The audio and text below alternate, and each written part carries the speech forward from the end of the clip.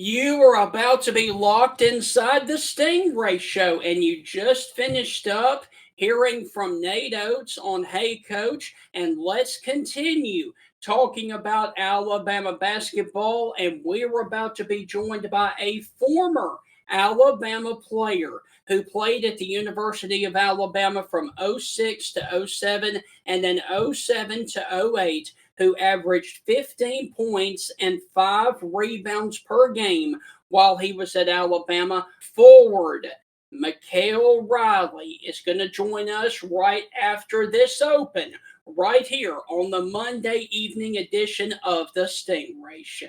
Hi, this is Tim Brando with a reminder. Those of you on Tide 100.9, look out. You're about to feel the buzz of Stingray.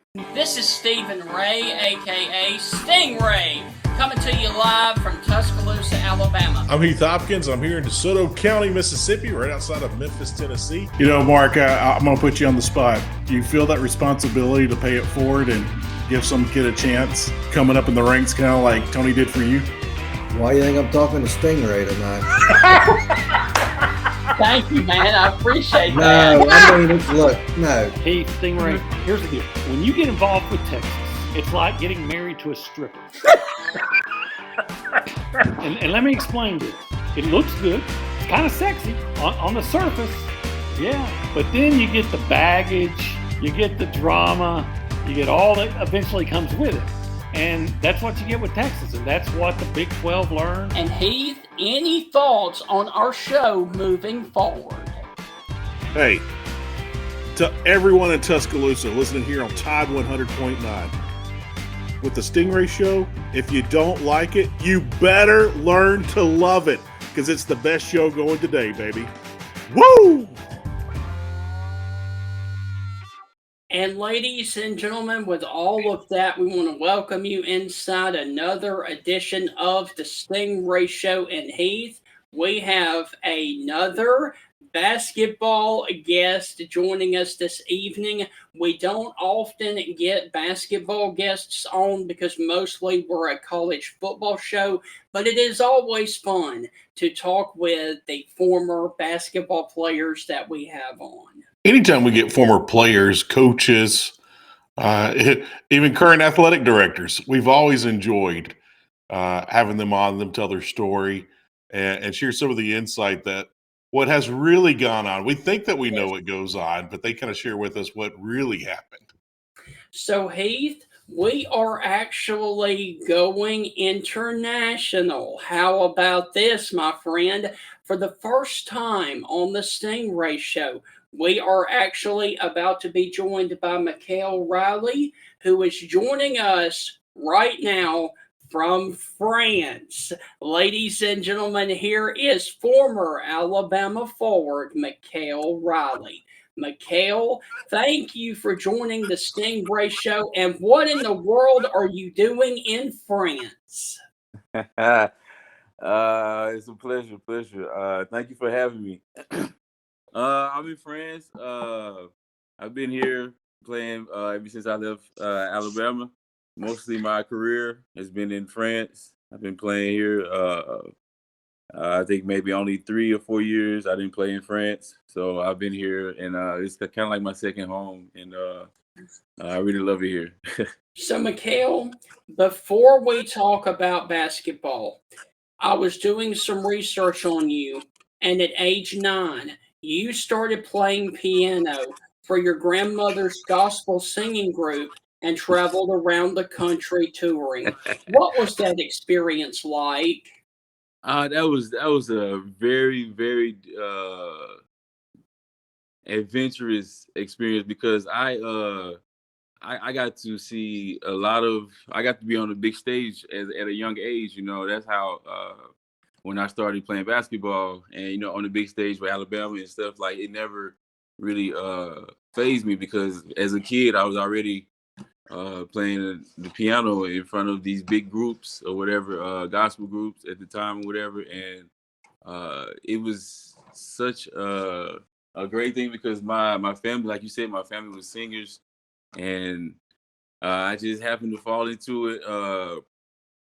My cousin taught me how to play, and I had to learn really, really fast. It was a whole bunch of just but it was great. Mykal, when's the last time you tickled the ivories? Do you still play? Yeah, I have a piano here with me right now. That's awesome. And so I still play. when basketball's over, are you going to go back and try to play the piano full time? No. I just do that as in my spare time, or when I feel like playing, or for my girlfriend or something like that. And so, what do you like to play? If you're just going to sit down and kind of chill at the piano, what usually do you play? It's definitely gonna be some old school 80s music back in the day. Some funk, some R&B, some blues. Definitely that. Share. I am of a certain age, so share some of the old school '80s stuff that you like to play. I love James Brown. James Brown's like one of my favorite old school funk. B.B. King, as far as blues, I like B.B. King, Albert King, Z.Z. Hill. I don't know if you know these guys, but I mean blues as far as that, and then you got the soul. I love soul music too. I like the Average White Band. I love the Average White Band. So, Mykal, with you being from Pine Bluff, Arkansas, and your recruitment, talk about meeting Mark Gottfried for the first time, and what was that like? That was impressioning because I'd already met Mike Anderson, who was like, he was the assistant coach from Arkansas back when Nolan Richardson was at Arkansas. So that was my first one. But then Mark Gottfried came, and this is SEC school, so like I was just happy just to be there, like, and that they were interested in me or whatever. So it was a real nice experience because I remember asking him, I said, "Can I come on my visit?" And he was like, "Yes," but the one thing I asked him about the girls, I think, or something like that. He was like, "Well, you just come up here, you see." He told me to come and see, so I went there, and it was a great visit, and I ended up going to the school after that. Gotcha. Mykal, what was something crazy promised to you during recruiting? What was like something far-fetched or something crazy? Like, come on, coach. I was never promised anything. I can't even lie, and I can't even have a story to make up. I wasn't promised really anything, like because I knew me coming from junior college, and it was new freshmen coming in, and I was gonna have to compete. I knew I was gonna have to compete for my spot, and so that's what they sold me on. Like, it's gonna be we got a lot of freshmen coming in, new freshmen. And we want you to play, but you're gonna have to show us, That's how they put it to me from the beginning. So, and that's how I went in. So, Mykal, we are up against our first break, and when we come back, we are going to dive into your 06 and 07 season. That's on the other side of the break. You're listening to the Stingray Show. Mykal Riley, the former Alabama basketball player, will continue with us right after this commercial break.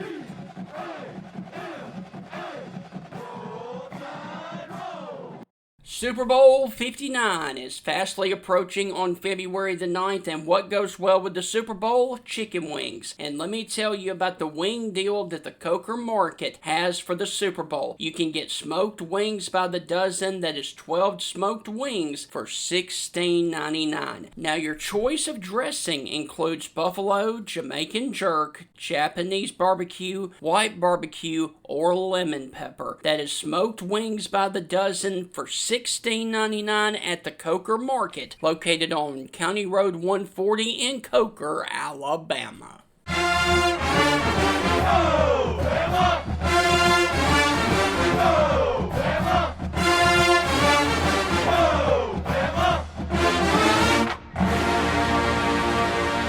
Welcome back inside the Stingray Show. Forward Mykal Riley, former Alabama basketball player, is our guest this evening. And Mykal, before the break, we were talking about your recruitment and getting to Alabama. And now let's talk about your first game for the Crimson Tide in 2006 against Jackson State. What do you remember most about your first game in an SEC uniform at Alabama? I just know I remember I was very nervous. It was like I said, it was my first game. I got to start. I'm playing with Ronald Steele, Alonzo G, Richard Hendricks, Jamario Davidson. Man, I don't know. It was I was nervous. I was very nervous, and but like I said, once the lights come on, once you get on that court, is it was all business. And Mykal, you said that you were nervous, but you finished the game with 17 points. So that's not a bad first outing for you at Alabama. Wow. I guess so. Huh? I guess I wasn't as nervous as I thought I was. Like I said, when the lights come on, man, you forget about everything. You know, it's just you and the players, your teammates, the ball and the basket. Yes. Mykal, who would you say is the best teammate you ever had? Who was the most talented teammate you ever played with? That had to be Richard, man. Richard Hendricks. Yeah. I played my 2 years that I was there. I played with him both of the years, and we was good friends off the court too. And I've even played against him over here overseas. I've seen him a couple of times. We ran into each other at least 4 or 5 times, even after when he was in Alabama. So he'd definitely be Richard Hendricks. Gotcha. And I'll follow it up with this. Who's the most talented player you've ever played against? Well, I got the chance to play against Boris Diaw at the end when I was here in France. He played one more year in France. I got to play against Tony Parker the year of the lockout.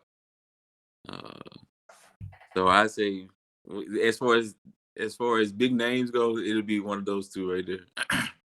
I got you. So, Mykal, going back to your Alabama career, your second game of Alabama was in the Paradise Jam in the U.S. Virgin Islands of St. Thomas to play Middle Tennessee, Iowa, and Xavier. What was that trip like for you of going to the U.S. Virgin Islands, being from Pine Bluff, Arkansas? It was definitely new. You know, you going into an island, first of all, and you happen to get a passport. You know, it's the whole process of the whole thing too, like getting the passport for going over there. And what was that, Canada? We need a passport for.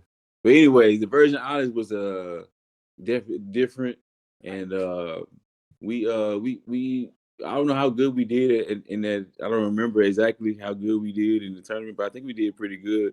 But it was definitely a great experience to visit the Virgin Islands. And what were some of the highlights of that trip?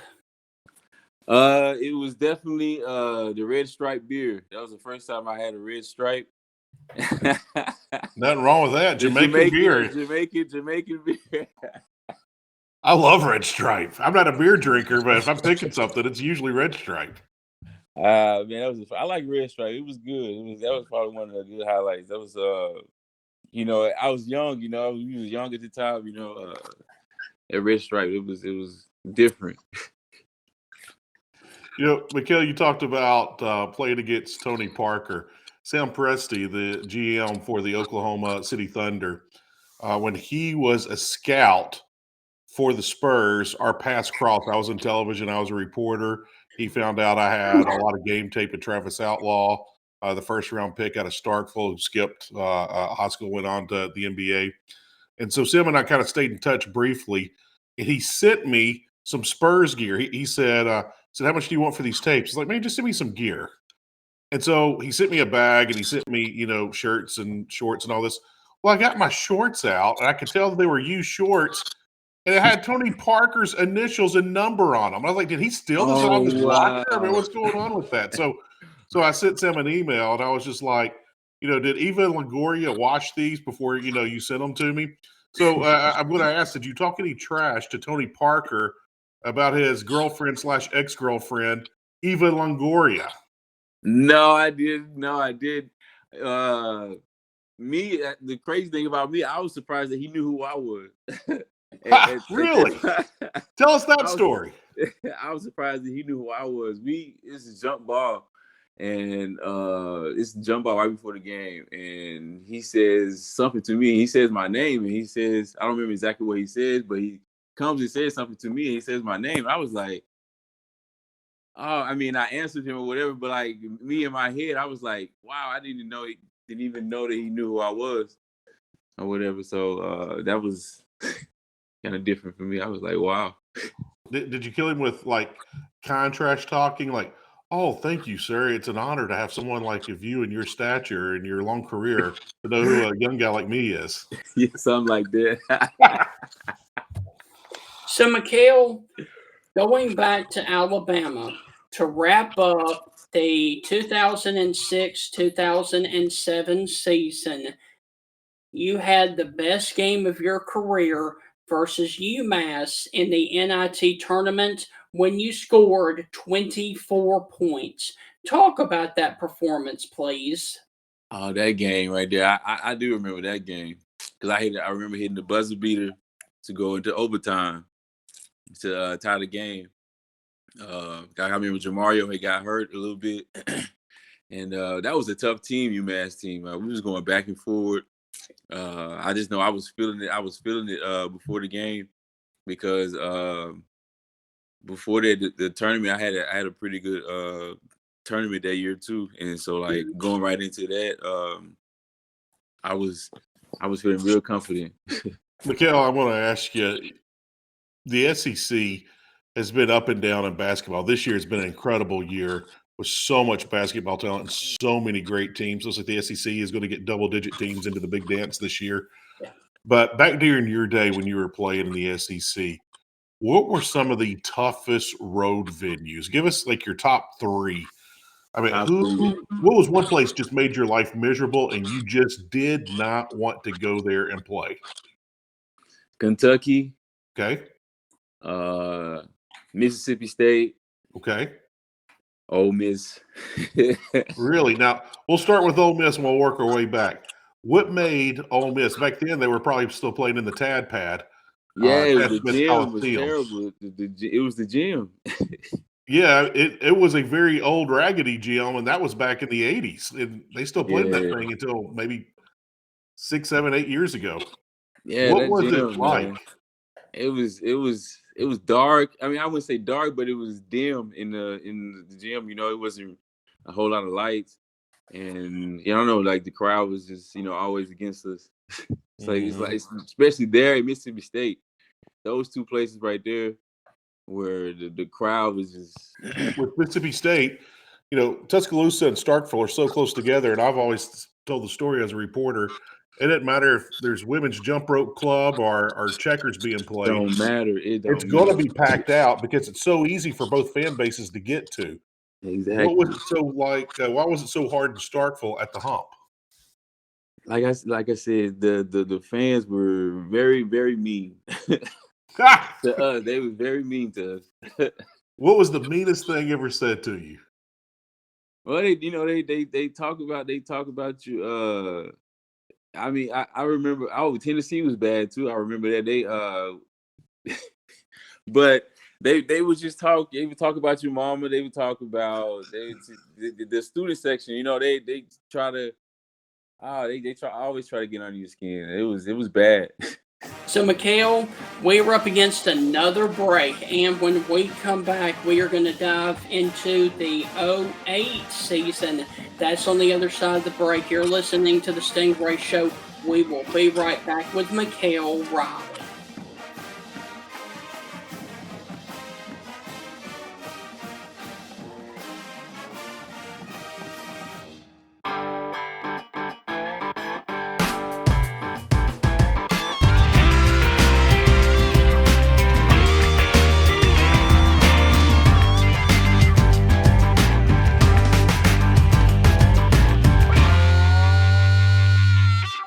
Are you looking for a place of business where they focus on customer service as their number one priority? Residents of Tuscaloosa have depended on this butcher shop since 1999. I'm talking about South's Finest Meats right here in Tuscaloosa. They offer fresh beef, turkey, and chicken, as well as their specialty meats, which are favorites like pig's feet, pigtails, and chitlins. You can find South's Finest Meats at 3201 10th Avenue right there in Tuscaloosa. Go by South's Finest Meats today, where you can expect to be treated like an MVP only at South's Finest Meats.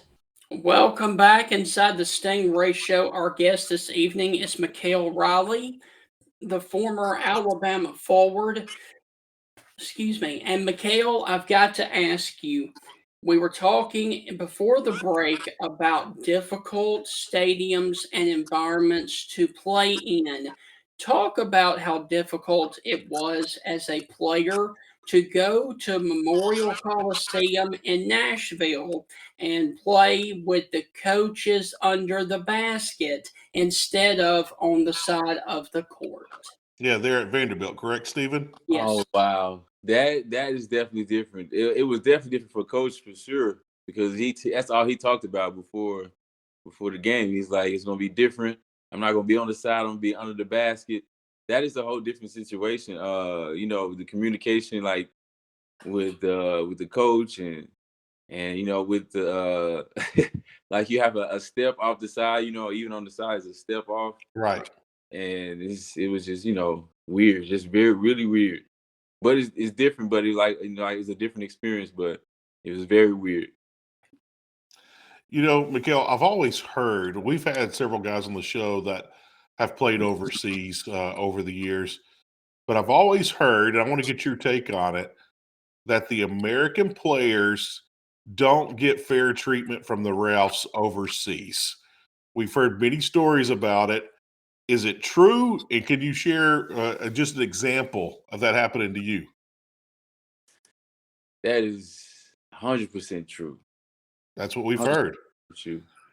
I guess it depends. Also, how big of a name you got. Like Mike James now, like he gets treated like as if he is French. So because he's a big name, they want to keep him happy. Mm-hmm. But as far as like in general, as far as Americans, no, it is terrible, because I've had situations also where I don't get calls and you go down on defense and they calling it on you. It's just I don't get many texts. I think I can count on one hand how many texts I got, but it was just one game where this guy was fixated on me. He was just on me, and just holding me and grabbing me the whole time. And I told the ref, I went nicely. I told the ref, I said, this guy he's on me, like he's grabbing me, he's grabbing my jersey. I showed him one time where my jersey was out of my pants. Like he was doing it on purpose, like the guy was doing it on purpose. And I kept telling him. And so the ref, like, okay, I hear you. And finally, I go to the rim, and the guy slaps my whole arm. I mean, like, all arm. And the referee doesn't call a foul, and I just went off on the ref, just went straight off, because I've been telling you the whole game. How this guy has just been all up on me, and yes, that is 100% true. Wow. You said you only had a couple technicals. Share a story of one of those technical fouls. Well, that was one. I got a technical once when I was in it was in Le Mans. It was my year where I won my last championship in the first division, Pro A, in France here. And we was playing in Monaco, and we were winning. This was the second game, I think. It's the second game, and this was the first game. I had a terrible game, and I came back the second game, and I was killing. And so one of the fans, I heard the N word. You know, I heard the N word, and so I just turned around and flipped the bird like this. Oh, Just like, I mean, like as clear as day, as clear as day. And the referee gave me a text, and I said, "You didn't hear what this dude just told me, man." I said, "You hear what he just told me?" And blah blah, I told him, and it ended up being some a type of a big thing or whatever. Like even the players, they came and they apologized. They went up into the stands. They was asking people. Nobody, of course, admitted it or said it. They did, of course, but right. yeah, I got a Wow. technical. That's why I got a technical for that one. That was crazy. Wow. Insane. Do you ever feel not safe there playing in another country and in situations like that? Do you ever, what's the word? Have your head on a swivel and get your guard up and walking on eggshells? Do you ever feel like you have to live like that? No, it's not. It's not like that. No, it's not like that. That was actually I've had two experiences like that. It's only, and it was two different countries. It was this one in Venezuela. So, but no, it's pretty safe. You know, like most of the fans are pretty cool. You know, that's like one incident, you know, that happened in my whole career in France. So, pretty much, you know, the fans are great here. You know, they're great here. So that was just one incident. But I'm not on alert here. It's cool here. Good. So, Mykal, getting back to your time at Alabama, the following season in 07-08, Alabama finished that season 17-16 with a record of 5-11 in SEC play. What do you think happened that season for Alabama to struggle so much in college basketball? Point guard. We didn't have a. We was you know going back and forth. We had just lost Ronald Steele, and because he came back his last year, and we lost Ron, and like we had started off. Oh, you mean like the second season, right? Yes, correct. Oh yeah. Well, it was a point guard. Like we had young point guards. You know, they always competing, trying to get the starting position, and the point guard is the very important, especially when you have people like me. I'm a shooter. I'm not creating myself. I need somebody to pass me the ball. So if they're not getting us right, and you got Richard Hendricks in the post, yeah, we was young, man. We had a bunch of freshmen coming in that year. It was a young year, but we did the best we could, though. We did the best we could. We tried our best. Now, Mykal, talk about what it was like to play in a Mark Gottfried style offense, because that looked like that was a lot of fun. It really was. It's a lot of pass and go. A lot of. I just know he told me anytime I had room, let it go, let it fly, let it fly, let it fly. It was never. He never yelled at me for shooting a shot. That was It was all they got yelled at for defense. Talk about something that he got you on defense, okay? Woo! I always let my player go by me because Coach Philip Pearson always, Rollo, play defense. You gonna play some defense today? I mean, that's every time practice. Ever since I got there, that's one thing I tried to work on a whole lot. My legs was just not as fast as sliding as everybody else's was, but I did the best I could. Right. Yeah, that was defense. Definitely a weakness. Mykal, tell us a funny story about Coach Godfrey, whether it be time out in the huddle, at practice, on the bus, sitting in the airport, whatever. Tell us a funny story about Coach Godfrey. I can tell you a story about because we had my senior year. we had Mykal Torrance and we had Mykal Riley. So we had to figure out who's gonna be Mykal and who's gonna be whatever.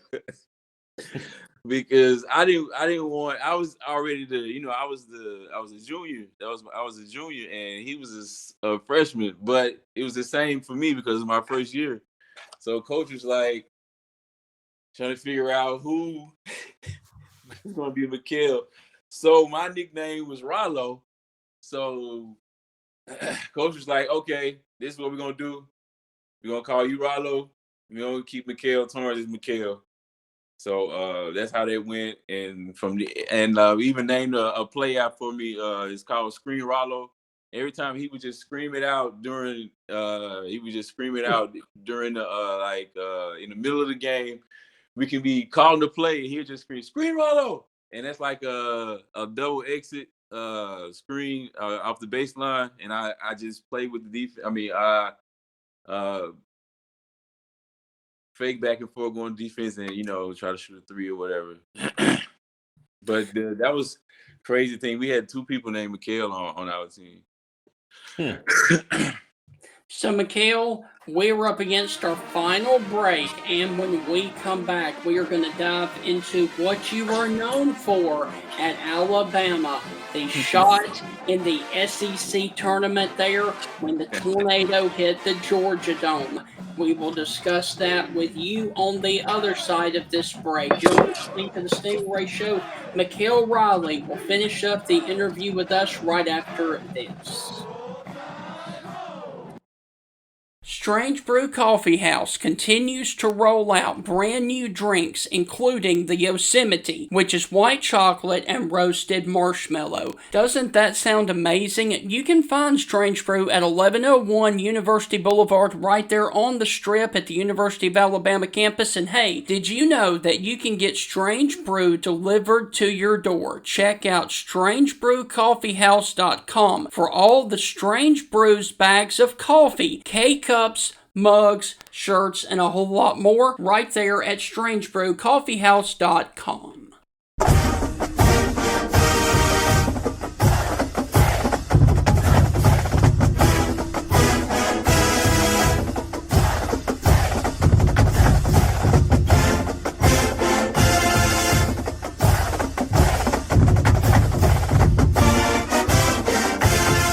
Welcome back. Inside of our final segment, our guest this evening is Mykal Riley, the former Alabama forward who played at the University of Alabama from 06-07 and then 07 and 08. And Mykal, I do want to ask you, before we get into the Georgia Dome incident with the tornado, Mississippi State and Alabama back in the 2000s, that was always a knockdown, drag out, slobber knocker of games between you two guys, between Rick Stansberry and Mark Godfrey. Mykal, please talk with us about how fun it was to play against Mississippi State back during the time when you played. Mississippi State was always fun to play against. It was gonna be tough, like you said. It's gonna go all the way down to the wire. Yeah. I remember their team. They had Jamont Gordon,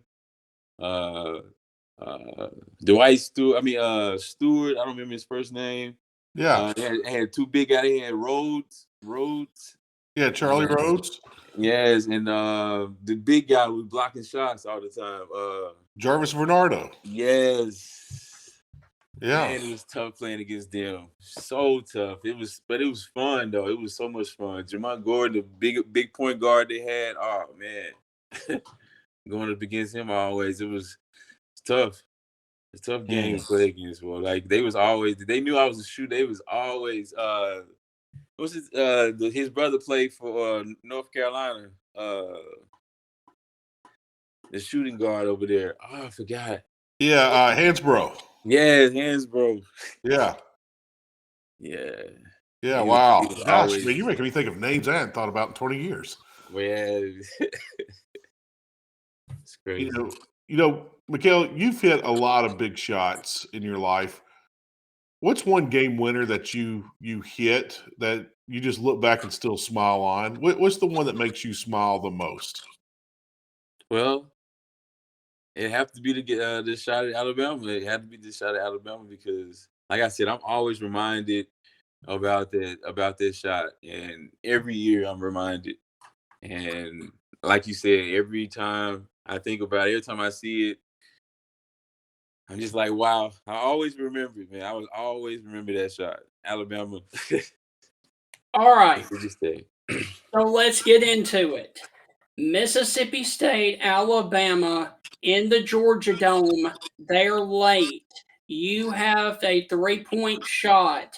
If you don't make it, thousands of fans go outside when a tornado hits downtown Atlanta. You make the shot, it goes into overtime, the tornado hits, and they stop the game.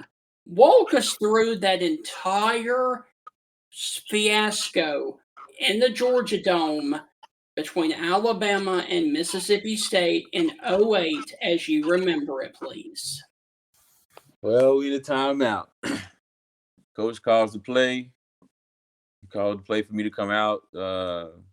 Same play, screen Rollo. But it's from the out of bounds. And Mykal, let me interrupt you real quick, and I'm sorry. Okay. I thought that you guys would not even get a shot off. I'm like, there's no way they're going to let him shoot. Just foul him immediately. Did you think that? Did I think he was going to get a shot off? Yeah, because you're down by 3, and I was like, they'll put him at a free throw line to shoot 3 shots before he can get that shot off. So I thought they would immediately foul you and never let you get that shot off. Did you ever think, or was it ever talked about in the huddle that you wouldn't get the shot off? Exactly. They was talked about that too. He said they're probably going to try to foul you, and I was in my head I was thinking, if they try to foul me, I'm still trying to go up as shoot it as normal. So coach called the play, screen Rollo, and I come out, and Hansbrough is like he's behind me, he's trailing, and so like I swing it through and try to go up through his hand because his hands was there on me. So I tried to swing through and go up through his hands, but he moved his hands the last minute. So and I made the shot. I was like I said, coach had already told us that probably they was going to try to foul. So I was trying to, get the foul plus the 3 if possible. Mykal, I've never been put in a situation where I just did something that I've done a million times, and I end up saving dozens, if not hundreds, of lives. But you did that with that shot. You ever sit around and wonder, what if, good and bad? Like, why did God let me make that shot? Why did God, what are your thoughts on that whole thing of, I did what I always did, but I end up saving dozens, if not hundreds of lives just shooting this basket. Have you ever broken that down? Yes, I did. I mean, like I said, it's been years and years, and I'm always reminded about it. And I've broken it down many of times, both ways. As you said, like I've thought about it both ways. Like just think if I did make the shot, and we're the game is over, and everybody's going outside, and it's a 100-mile winds going outside, and like I said, I've always said this, and I always believe that everything happens for a reason, and I just happened to be there, and God was using me to make a shot, because that's like a fixed point. Like that's like a fixed point in, like, you can't be. That's a shot that you say I saved thousands of lives, so like I would never forget it. So Mykal, you made the shot. Talk about in overtime when the tornado actually did hit the Georgia Dome. What was that like, and what went on after all of those events? Because there was a 20-40 minute delay. It was longer than that. It was an hour and a half. It was longer than that. It was at least 2 hours, maybe. Wow. Maybe 2 hours, because all I know, I heard of like a train, like it was a train about to come through the arena, the dome. Because I was looking at Hansborough, he was looking at me, and everybody just started looking that way, like, what in the world is going on? And you start to see all this stuff shaking. Was your first thought an earthquake? Because watching it on TV, that was my first thought. It's, oh my gosh, there's an earthquake in Atlanta. No, I didn't think about earthquake. I thought it was a train that was about to come through there. The MARTA had jumped the tracks. Yeah, like it was a train, like a runaway train was about to come through that dome. Like that's how the sound, that's how the wind and how I don't know. It was just crazy. Like earthquake, no, because all you heard was wind. You know, you heard a lot of wind. It was just crazy. Now, I was thinking run, but like, where am I going to run? Right. Did you ever think it was a terrorist attack or anything like that? No, I didn't. That didn't never come across my mind either. Okay. So, Mykal, after y'all got back to the locker room, what was that like in the locker room, just waiting around until they decided whether y'all could finish the game or not? It was mind-boggling because we was there and we had no service. We was trying to get, in contact with our people, our families or whatever, let them know that we was okay. And because the TV, everything on the TV had about shut off. It was no more broadcasting. It was gone. So we was sitting there waiting, and Brandon Hollinger said, out of the blue, he just came out and said, you probably saved a lot of lives by making that shot. That was the first time I had heard it. And who said it again? Brandon Hollinger. Wow. Brandon Hollinger. And he was the first one to realize it for a little while. And by that time, we walked outside and they told us that it was time we can finish the game. What was that like mentally trying to get ready for that overtime? It was tough. I bet. It was so tough because we didn't know. I mean, we knew it was a tornado at that point, but like we're cold. We've been sitting there for about an hour and a half, 2 hours, and now we got to come back out here and play a game. It was tough mentally to go out there and still play again. So, Mykal, we had Coach Godfrey on last year to talk about the scene when you guys got on the bus to take your trip back to the hotel. Talk about what that was like of seeing what actually happened outside of the Georgia Dome during that tornado. It was crazy. I had never been in a tornado. You see movies, you've seen so many movies and all this type of stuff where everything is just everywhere. But you get on that bus and we was walking out, we could barely get out because there was so much debris or a car, or part of a trash can or whatever, was all in the way, and everything was just, you saw these buildings, glass broke. Oh man, it was crazy to watch. Crazy. I've never seen anything like that before in my life. So, Mykal, to finish up this interview, I have got to ask you this because we do ask all of our former basketball players this. Give us your thoughts on who is the GOAT. Is it LeBron or is it Michael Jordan? Your thoughts? MJ. Okay. Yep. MJ. Not a question, not a debate. It was like I said, I respect everything LeBron is doing. Yes. Everything. It's no way you have to be just a hater if you just, don't respect what he's doing at his age or his whole career. It's just, but MJ, I was raised on MJ. So, Mykal, look, thank you for taking time from France to join us on this interview. We have thoroughly enjoyed it. and the floor is all yours for anything else that you would like to say to the Crimson Tide Nation right here in Tuscaloosa. And the pleasure was mine. Thank you guys for having me. It was great. A lot of fun, like you said it was. Like you said it was going to be.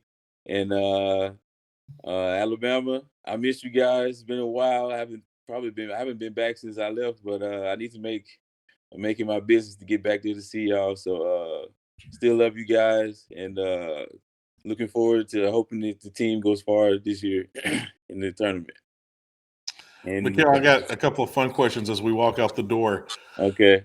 Friends that have worked overseas, folks that were missionaries across seas, things like that, when they come back to the States, they go to one of two places where they first return. They either go to Sonic or they go to Chick-fil-A. Where's the first place you go to when you come back to the States? Sonic. I love it. There you go. So, Mykal, I do have to ask you, what is one food that you get in America that you can't get over there that you miss? I'm going to have to say all of the Thanksgiving food. Oh, wow. Okay. Thanksgiving. I don't get to get my Thanksgiving like I used to back when I was a kid. And what's the go-to when you go to Sonic when you come to the States? Oh, it's a number 2 supersonic, the double supersonic meal with a Route 44 Powerade. There you go. So, Mykal, look, man, enjoy the rest of your day over in France, and we will definitely catch up with you later on, my friend. All right. Same to you guys. Thank you. Mykal, thank you, brother. Thank you guys. We'll see. All right. So, Heath, that is going to wrap up the interview there with Mykal Riley, the former forward for the Alabama Crimson Tide. And Heath, I've got to briefly tell this story. Last night, I was trying to look up a guest for us to schedule, and Mykal Riley happened to pop up, and I messaged him, and it was about 8:30 last night, and he goes, "Yeah, sure, I'll jump on, but you've got to let me know when because I'm over in France." And I said, "Oh, okay, well, what time is it there now?" He said 4 a.m. I said, "Oh my gosh, I have screwed up his sleep cycle." So thank you, Mykal, for joining us. And I do apologize about messaging you at 4 a.m. in France. Steven, you message me at 4 a.m. and brother, I will whoop your tail. So, Heath, that is going to wrap up another edition of the Stingray Show. I just had to share that story. We hope that you have thoroughly enjoyed it with Mykal Riley. When we come back on the Tuesday evening edition, we are going to be previewing Alabama men's basketball on Wednesday evening versus Mississippi State. So Steve Robertson of Gene's Page and the Boneyard will join us, and also Stephen M. Smith of Touchdown Alabama to discuss Alabama and Mississippi State. That is on the Tuesday evening edition, and we will see you then at 6 p.m. It's like Ernest the Cat Miller, the former WCW wrestler. Somebody better call your mama because I'm about to whoop your tail. Don't be texting me at 4 a.m., Steven. Yes. Don't do it, Stingray. And a preview of Mississippi State, Alabama, Roll Tide, and Hell State tomorrow on the Stingray Show.